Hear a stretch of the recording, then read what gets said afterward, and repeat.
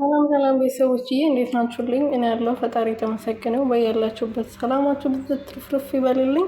ጽናት ክፍል 170 ተለቋል። ክፍል 170 ላይ እንግዲህ ጽናትዬና ኪራዬ ፍቅራቸውን እየቀጩ ነው። ጽናት ኪራ እንግዲህ አሁኑ ሽማግሌ ልኬ ካላገባውሽ ወደ አዲስ አበባ አልመለስም፣ አንቺን አግብቼ በክብር ሽማግሌ ልኬ አግብቼሽ ነው ከዚህ እዤሽ የምሄደው እንጂ ዝም ብለን ወደ ቤት አንሄድም ብለዋታል። እንግዲህ ጽናትዬ በዚህ ነገር በጣም ደስተኛ ናች።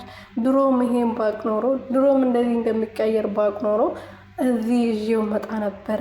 የኔ ፍቅር እንደዚህ ተቀይሮ ስላየሁት በጣም ነው ደስ ያለኝ ብላ በጣም ደስተኛ ሆናለች ማለት ነው። በዛ ደግሞ አባትየውም ይሄን ነው የሚፈልጉት። በሷ ምክንያት ብዙ ጊዜ አንገታቸውን ደፍተዋል ማለት ነው።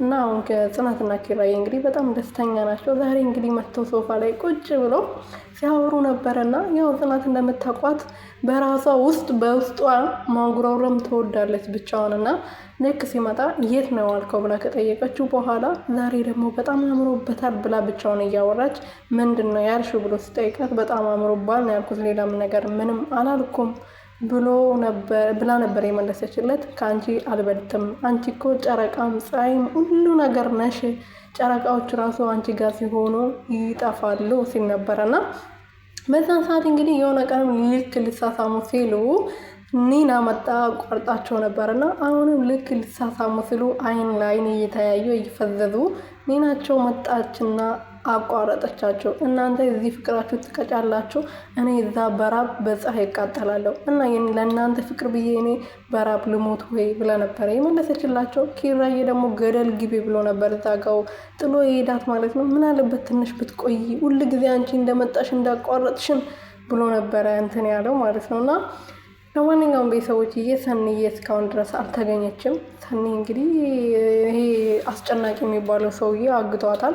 ይሄ ቀዩ ልጅ ደግሞ ማን ነበር ስሙ አያያዝም እና እሱ እንግዲህ እየተንከባከባት ነው። እርግጠኛ ነኝ ሰኒዬ አፍቃሪ ወይም ደግሞ ባል አግኝታለች ማለት ነው። ክብሮም ከሄደ በኋላ ከሌላ ሰው ጋር እያወራች አልነበረም እና በዚህ አጋጣሚ ይሄ ልጅ ስላገኘች ደግሞ ያዝንላታል። እሱ ግዴታው ስለሆነ አስጨናቂ ያዛት ስላለው ስላስፈራረው ነው እንጂ ልጅቷን ቢለቅ ሰኒን ቢለቃት በጣም ደስ ይለዋል። ምክንያቱም እየተንከባከባት ነው፣ ምግብ እየሰጣት ነው፣ ፀጉሯን እየሰራት ነው።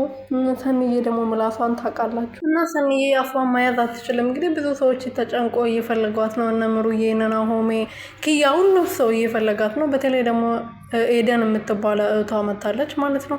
እህቷ እንግዲህ እየጨለለች ትገኛለች። ጽዮን ናት እህቴን የደበቀችው ብላ አንቃ ይዛ ስታስፈራራት ነበረ። አሁንም በድጋሚ እንግዲህ ጽዮን ነው ሁሉም ሰው እየጠረጠረ ያለው ከሷ ጋር ስትጣላ ስለነበረ ማለት ነው። ግን ጽዮን ምንም የምታውቀው ነገር የለም በዚህ ጉዳይ። ግን መጀመሪያ ሲጣሉ ስለነበረ ብዙ ሰዎች እሷን እየጠረጠረ ነው። እና ጽዮን እንግዲህ ማንም መጥቶ አንገቴን የሚያንቀኝ እኔ ምንድን ነኝ? ከዚህ በኋላ አንድ ሰው እንድነካኝ አልፈልግም ብላ ለአለምዬ የተናገረች ነበር። አለምዬ ደግሞ እቺ ነገረኛ የሆነች ሴትዮ ይቅርታ አድርጉልኝና ማለት ነው በጣም ነገረኛ ናት።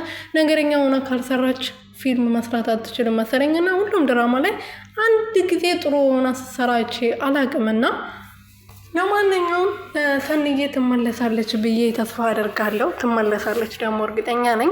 ይሄ ልጅ ያስለቅቃታል ወይም ደግሞ ራሷ እንግዲህ ሰኒዬ ወንድ ያጫውታታል ገፍትራ ወይም ደግሞ ደፍታው ትወጣለች ብዬ ተስፋ አደርጋለሁ ውዶች ማለት ነው።